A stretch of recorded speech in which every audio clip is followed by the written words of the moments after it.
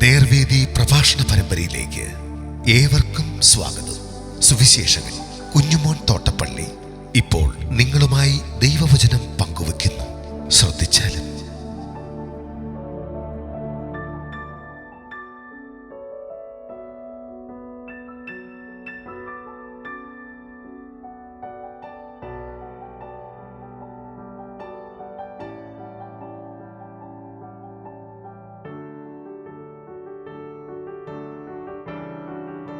യെഹെസ്കേൽ പ്രവചനം 20-ാം അധ്യായം. ഞാൻ വായിക്കുന്നത് ശ്രദ്ധിച്ചാലും.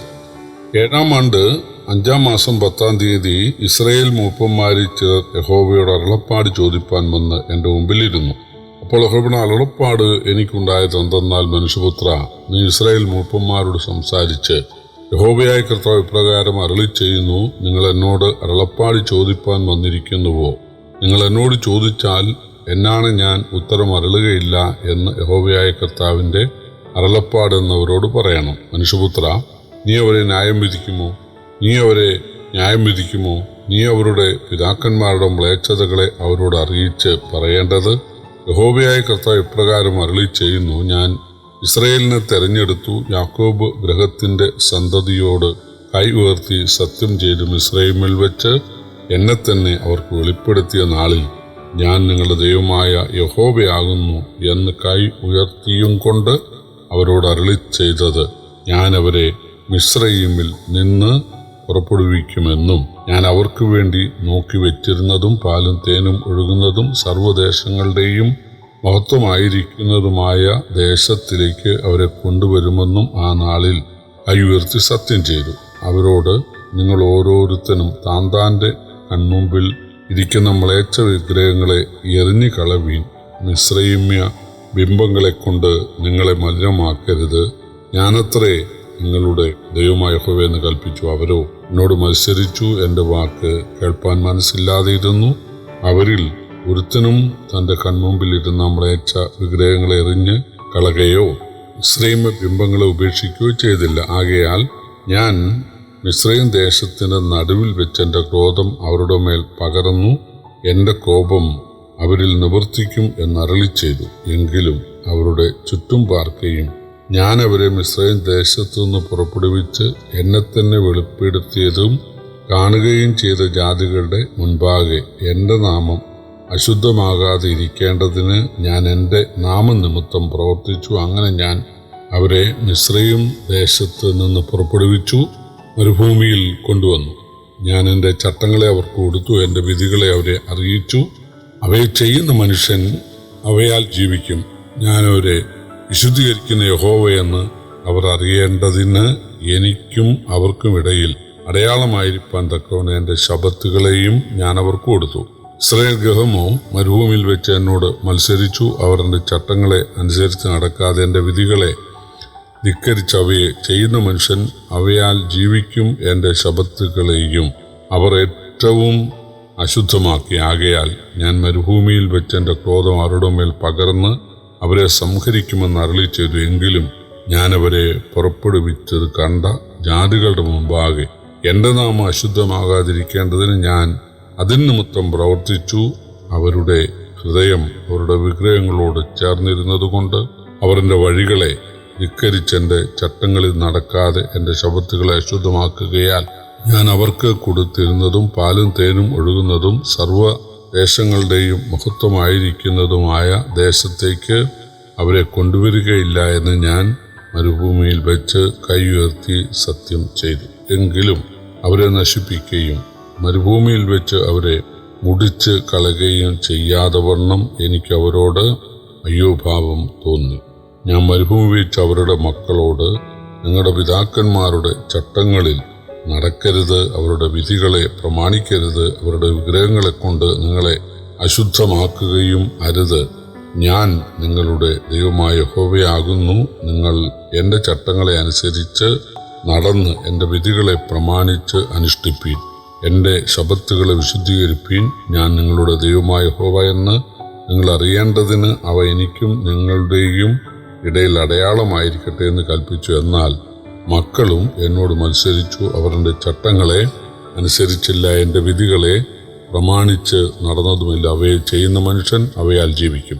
അവർ എൻ്റെ ശബ്ദത്തുകളെ അശുദ്ധമാക്കി. ആകയാൽ ഞാൻ മരുഭൂമി വെച്ച് എൻ്റെ ക്രോധം അവരുടെ മേൽ പകർന്ന് എൻ്റെ കോപം അവരിൽ നിവർത്തിക്കുമെന്ന് അരുളി ചെയ്തു. എങ്കിലും ഞാൻ എൻ്റെ കൈ പിൻവലിക്കുകയും ഞാൻ അവരെ പുറപ്പെടുവിച്ചത് കണ്ട ജാതികളുടെ മുമ്പാകെ എൻ്റെ നാമം അശുദ്ധമാകാതിരിക്കേണ്ടതിന് അത് നിമിത്തം പ്രവർത്തിക്കുകയും ചെയ്തു. അവർ എൻ്റെ വിധികളെ അനുഷ്ഠിക്കാതെ എൻ്റെ ചട്ടങ്ങളെ ധിക്കരിച്ച് എൻ്റെ ശബ്ദത്തുകളെ അശുദ്ധമാക്കുകയും അവരുടെ കണ്ണ് അവരുടെ പിതാക്കന്മാരുടെ വിഗ്രഹങ്ങളിലേക്ക് ചെല്ലുകയും ചെയ്തുകൊണ്ട് ഞാൻ അവരെ ജാതികളുടെ ഇടയിൽ ചിഹ്നിച്ചു. രാജ്യങ്ങളിൽ ചിതറിച്ചു കളയുമെന്ന് മരുഭൂമിച്ച് കൈ ഉയർത്തി അവരോട് സത്യം ചെയ്തു.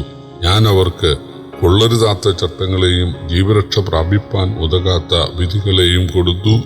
ഞാൻ യഹോവ എന്ന് അവർ അറിവാൻ തക്കവണ്ണം ഞാൻ അവരെ ശൂന്യമാക്കേണ്ടതിന് അവർ എല്ലാ കടിഞ്ഞൂലുകളെയും അഗ്നിപ്രവേശം ചെയ്യിച്ചതിൽ ഞാൻ അവരെ അവരുടെ സ്വന്ത വഴിപാടുകളാൽ അശുദ്ധമാക്കി. അതുകൊണ്ട് മനുഷ്യപുത്ര, നീ ഇസ്രായേൽ ഗൃഹത്തോട് പറയേണ്ടത് എന്തെന്നാൽ, യഹോവയായ കർത്താവ് ഇപ്രകാരം അരുളി ചെയ്യുന്നു, നിങ്ങളുടെ പിതാക്കന്മാർ എന്നോട് ദ്രോഹം ചെയ്തിരിക്കുന്നതിൽ എന്നെ ദൂഷിക്കുകയും കൂടെ ചെയ്തിരിക്കുന്നു. അവർക്ക് കൊടുക്കുമെന്ന് ഞാൻ കൈ ഉയർത്തി സത്യം ചെയ്ത ദേശത്തേക്ക് ഞാൻ അവരെ കൊണ്ടുവന്ന ശേഷം അവർ ഉയർന്ന എല്ലാ കുന്നും തഴച്ച സകല വൃക്ഷവും നോക്കി അവിടെ ഹനനബലികളെ അർപ്പിക്കുകയും കോപഹേതുക്കളെ വഴിപാട് കഴിക്കുകയും സൗരഭ്യവാസന നിവേദിക്കുകയും പാനീയ ബലികളെ പകരുകയും ചെയ്തു. നിങ്ങൾ പോകുന്ന പൂജാഗിരി എന്ന് ഞാൻ അവരോട് ചോദിച്ചു ഏതെന്ന്. ഇന്നുവരെയും അതിന് പൂജാഗിരി എന്ന് പേർ പറഞ്ഞു വരുന്നു. അതുകൊണ്ട് നീ ഇസ്രായേൽ ഗൃഹത്തോട് പറയേണ്ടത്, യഹോവയായ കർത്താവ് പ്രകാരം അരുളി ചെയ്യുന്നു, നിങ്ങൾ നിങ്ങളുടെ പിതാക്കന്മാരുടെ മര്യാദ പ്രകാരം നിങ്ങളെ തന്നെ അശുദ്ധമാക്കുവാനും അവരുടെ മ്ലേച്ഛ വിഗ്രഹങ്ങളോട് ചേർന്ന് പരസംഗം ചെയ്യുവാനും പോകുന്നുവോ? നിങ്ങളുടെ വഴിപാടുകളെ കഴിക്കുന്നതിനാലും നിങ്ങളുടെ മക്കളെ അഗ്നിപ്രവേശം ചെയ്യിക്കുന്നതിനാലും നിങ്ങൾ ഇന്നുവരെ നിങ്ങളുടെ സകല വിഗ്രഹങ്ങളെയും കൊണ്ട് നിങ്ങളെ തന്നെ അശുദ്ധമാക്കുന്നു. ഇസ്രായേൽ ഗൃഹമേ, നിങ്ങൾ ചോദിച്ചാൽ ഞാൻ ഉത്തരം അരുളുമോ? നിങ്ങൾ ചോദിച്ചാൽ എന്നാണ് ഞാൻ ഉത്തരം അരുളുകയില്ല എന്ന് യഹോവയായ കർത്താവിൻ്റെ അരുളപ്പാട്. യെഹെസ്കേൽ പ്രവചനം 20-ാം അധ്യായത്തിൽ ഒരു വാക്യം 3 പ്രാവശ്യം പറയുന്നുണ്ട്. പല വാക്യങ്ങളുണ്ട്. എന്നാൽ അവയെ ചെയ്യുന്ന മനുഷ്യൻ അവയാൽ ജീവിക്കും എന്ന ന്യായപ്രമാണത്തിൻ്റെ ചുരുക്കം അല്ലെങ്കിൽ ന്യായപ്രമാണത്തെ കൊണ്ട് ദൈവം ഉദ്ദേശിക്കുന്നത് 3 പ്രാവശ്യം ഈ അധ്യായത്തിൽ പറയുന്നു. 7-ാം ആണ്ട് 5-ാം മാസം 10-ാം തീയതി ഇസ്രായേൽ മൂപ്പന്മാരിൽ ചിലർ ദൈവത്തോട് അരുളപ്പാട് ചോദിക്കാൻ എസെക്കേലിനെ സമീപിച്ച് എസെക്കേലിന്റെ അടുക്ക വന്നിരുന്നു. പക്ഷെ ദൈവം പറയുകയാണ്, ഞാൻ അവർക്ക് ദൂത് നൽകുകയില്ല. അതിന്റെ കാരണം വിശദീകരിക്കുന്നതാണ് 20-ാം അധ്യായം. ഇസ്രായേല്യ ചരിത്രം അവരോട് പറഞ്ഞതല്ലാതെ യാതൊരു അരുളപ്പാടും അവർക്ക് നൽകിയില്ല. കാരണം അവരും പിതാക്കന്മാരെ പോലെ ഹൃദയത്തിൽ വിഗ്രഹാരാധികളായിരുന്നു. ഇസ്രായേലിന്റെ വിഗ്രഹാരാധന മിസ്രൈമിലാണ് ആരംഭിക്കുന്നത്. യാക്കോബിന്റെ പിന്തുടർച്ചക്കാർ 400 വർഷം അവിടെ പാർത്ത കാലത്ത് യഹോവയേക്കാൾ ശക്തിയുള്ളത് മിസ്രൈമ്യ ദേവന്മാർക്കാണെന്ന് അവര് ഉറച്ചു. ആദ്യദൈവമാണെന്നും തവള, പേന്, നായീച്ച, വെട്ടുക്കിളി, കഴുത, കുതിര, പശു, കാള ഇതൊക്കെ ദൈവമാണെന്നും സൂര്യൻ, ചന്ദ്രൻ, നക്ഷത്രങ്ങൾ ഇവയൊക്കെ ദൈവമാണെന്നും രാജാവ് അല്ലെങ്കിൽ മനുഷ്യർ ദൈവങ്ങളാണെന്നും അവര് വിചാരിച്ച് പോന്നു. എന്നാൽ അവയെ ഉപേക്ഷിച്ച് യഹോവയെ ആരാധിച്ചാൽ മിസ്രൈമ്യ ഇടയിൽ നിന്ന് വിടുവിച്ച് ലോകത്തിലെ ഏറ്റവും നല്ല പ്രദേശമായ കനാനിലേക്ക് കൊണ്ടുപോകാമെന്ന് മോശയിലൂടെ ദൈവം അറിയിച്ചെങ്കിലും അവർക്ക് അതിന് താല്പര്യമില്ലായിരുന്നു. അവര് അവരുടെ ദേവന്മാരോട് പറ്റിയിരിക്കുകയായിരുന്നു. എന്നാൽ 10 ബാധകളിലൂടെ അവർക്ക് മനസ്സിലായി യഹോവ ശക്തനാണ്. അവർ ചെങ്കടൽ കടന്നു. അവർ യഹോവയെ സ്തുതിച്ച് പാട്ടൊക്കെ പാടിയെന്നുള്ളത് ശരിയാണെങ്കിലും അവരുടെ ഹൃദയത്തിൽ അവർ വിഗ്രഹം സൂക്ഷിച്ചിരുന്നു. അതുകൊണ്ടാണ് അവർ വന്ന വഴിക്ക് കാളക്കുട്ടിയെ ഉണ്ടാക്കി ആരാധിക്കാൻ ഇടയായത്. ദൈവം അവർക്ക് നൽകിയ കൽപ്പനകളെ അവർ ആചരിക്കുമെന്ന് പറഞ്ഞെങ്കിൽ ഹൃദയത്തിൽ വിഗ്രഹത്തിനായിരുന്നു സ്ഥാനം. ഞാൻ കനാൻ നാട് കാണിക്കയില്ല എന്ന് ദൈവം കൈ ഉയർത്തി ശപഥം ചെയ്തു. പക്ഷേ ജാതികൾ ഇത് കണ്ടിട്ടുണ്ടല്ലോ. അപ്പോൾ അവര് ദൈവത്തെ നിന്ദിക്കാനിടയാകും.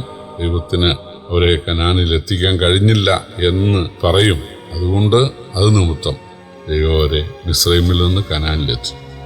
അവിടെ ചെന്ന ശേഷവും ന്യായപ്രമാണം അവർ ആചരിച്ചില്ല. വിഗ്രഹസേവ കൂടി മക്കളെ അഗ്നിപ്രവേശം ചെയ്യിച്ചു. അതുകൊണ്ട് ദൈവം അവരെ അടിച്ചിറക്കും എന്ന് പറഞ്ഞു. ഇസ്രായേലിനെ അശൂരിലേക്കും യഹൂദയെ ബാബേലിലേക്കും കൊണ്ടുപോയി. എന്നിട്ടും ശേഷിച്ചവർ പഠിച്ചില്ല.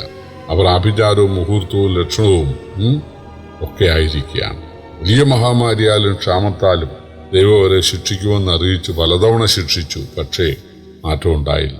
എന്നാൽ ദൈവം പറയുന്നത്, ഈ അധ്യായത്തിന്റെ അവസാനം പറയുന്നത്, എൻ്റെ പീഡ പെരുകുന്ന സമയത്ത് അവരെ സത്യം മനസ്സിലാക്കി യഹോവയോട് നിലവിളിക്കും, അവർ ദൈവത്തിൽ ആശ്രയിക്കും.